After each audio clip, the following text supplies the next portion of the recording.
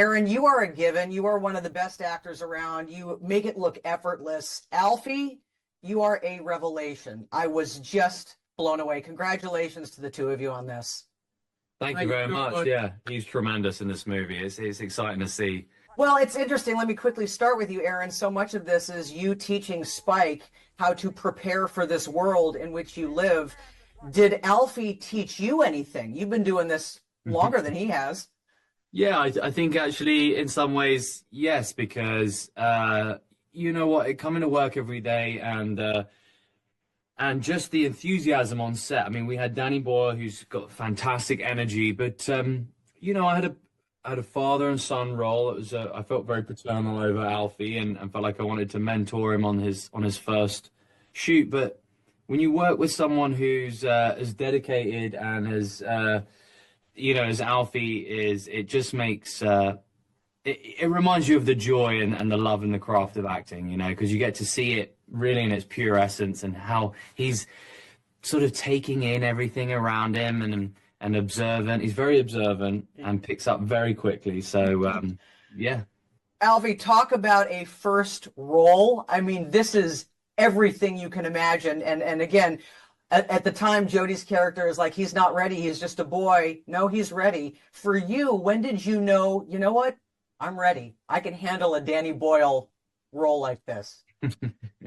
You know, I don't think there was a time where I was ready. There was just so much going on every day. Like it was just so crazy, you know, and crazy and fun. And Danny brung so much, like, you know, he was so infectious with like how much he loves what he does. And yeah, it was such a great time to be on set. And yeah, I really enjoyed it. It was amazing. There's an amazing scene, Aaron, where you are basically forcing Spike to pay attention and watch something that is, I mean, I couldn't even watch it. I'm turning away in the movie theater. Yeah. But yet you're forcing your son, you got to look at this, you've got to watch this. Alfie, did you ever think, I may need therapy after this film? Like even though you're making a movie and clearly it's a movie, were there times where you're thinking, I've seen way too much at this young age? Yeah.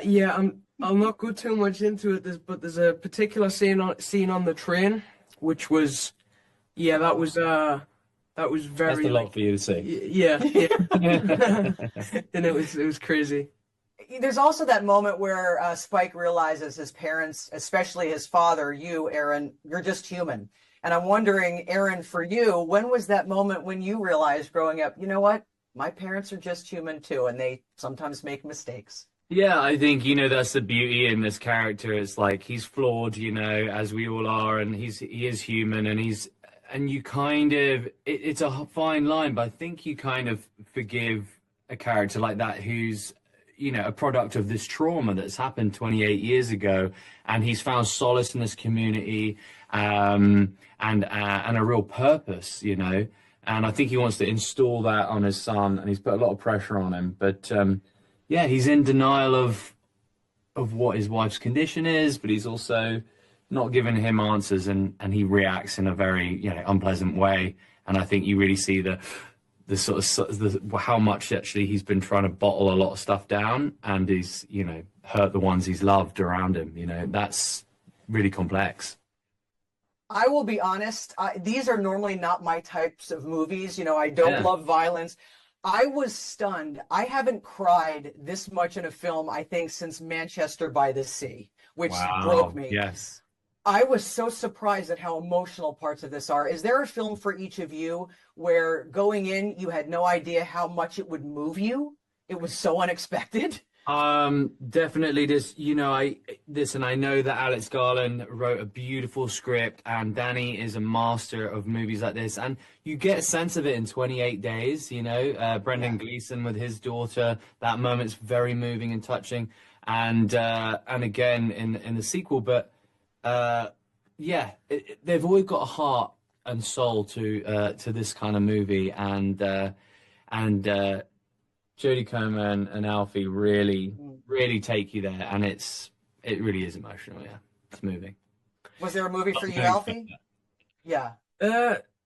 Hacksaw Ridge, maybe. Yeah. Andrew Mel Gibson. Garfield, he was absolutely amazing in that. Yeah, it's a fantastic movie. I didn't think it would be this like touching. But yeah, I love that movie. There's always the hardest questions because you're scrambling to think. I know. What was it? It's kind of a silly one, but I remember going to see Click in the cinema with Adam Sandler Okay. when I was young, a little cinema in Liverpool near where I live. And there's that moment at the end where you realize that he's been asleep on a mattress in the mattress shop the whole time, and none of it actually transpired. But there's that moment like just before his death, and I remember being so moved by that, and then just feeling like, oh, that was a dream. That whole thing was a dream. Yeah, that was surprising. Rafe, I'll move on then if it's a tricky one. I know we don't have Move on, quick. Run. I'm moving on. I love this concept of keeping humanity when you're surrounded by nothing but chaos and violence. Do you know the words memento mori? Your character does exactly that. Where do you think that stems from for Well, him? he's a doctor. He's a medical doctor, has been. I think I have a feeling that if you're a medical doctor, you are confronting with people's frailty, vulnerability, human essence, and and their spirit and how they manage disease or sickness or any kind of injury. Or so you have, by definition, as a doctor, to be a humanist, and people have to confront serious issues of health or mortality. And he's got that in him. He's got a gift of real empathy, and I think that carries him through. And also as humans, we honor our dead, and that is an aspect of how we confront mortality. So when people we love die, the ritual of honoring them is very important. But also, I mean, I think he's a bit like a priest who sees that he's there to bear witness to the passing of souls. However much the horror and the pain and the agony an infected person has gone through, Kelson sees that they have in them, or they have been, a human being with a family, with children, with parents. So he sees that they've suffered. So he's quite an unusual figure. That set, I know it took, 6 months to build that whole Bone Temple set, but this might be a silly question. Were you ever nervous to accidentally bump into a skull and then the whole thing goes falling? Or what was that set like for you to navigate? God, I didn't even think of that. That's a good one. It It seemed pretty steady. seems when there were one or two bones that fell off things. But it was very well made. It was very sturdy. It was they were real posts put deep into the ground. They had to withstand wind and rain and elements, and they had to be secure. Exterior set had to be secure for weeks, and then they were fastened with bones, or pretend versions of bones. But it was a wonderful piece of design. You both are two of the best actors I've ever seen, honestly, just so good. I'm curious though, when you've got a film like this, and Jodie, especially for your character who goes through so much, and we try to figure out what is actually even happening to her. I just talked to Gerard Butler for How to Train Your Dragon, and he said that movie took so much out of him, he had to go to Bali for a week just to unwind. Do you all ever have to unwind? Wow, I after really something missed the trick. You did. A week in Bali. It's a week in Bali, but do you Yeah. ever need to unwind? Do you all have a ritual when you come off something this heavy to kind of relax and unwind? Yeah. I'm a good bath. You know, if you're on like Yes, like that's it. Epsom salt, candle, incense, That's it. a hot bath is It it's is good enough for me. fantastic. Yeah. Yeah. And I had to have lots of baths because the iodine took a lot. It Of was course. more than just one bath to get all that off. I don't know what that smelled like, but I'm sure you weren't fun to be around. I don't even know where to start with you two. My name is Tara Hitchcock. I work with Harkins Theaters, the largest independently owned theater chain in the U.S. I'm based out of Arizona. I had no idea that I would cry this hard. I honestly don't think I've cried this much since Manchester by the Sea. It was so unexpected. My son texted me about an hour ago saying I'm watching Manchester by the Sea. Well, there you Oh, go. he's in for get the tissues. Yeah. You all are the master of contrasts, whether it's the Bone Temple surrounded by empathy and humanity, or whether it's what's going to happen in a few minutes and you're watching Teletubbies. And I'm curious how much thought goes into creating some of the contrasts in this movie? I'm going to say that one of the pleasures of cinema is how good it is at juxtaposition, and juxtaposition is contrast. Yeah. It's just baked into the medium, and both of us like it Yeah. and lean into it. I think people love being challenged by the range of things. You can see it in the scene. You can see it in the scene where Eric, the Swedish soldier, arrives, and the comedy when it comes.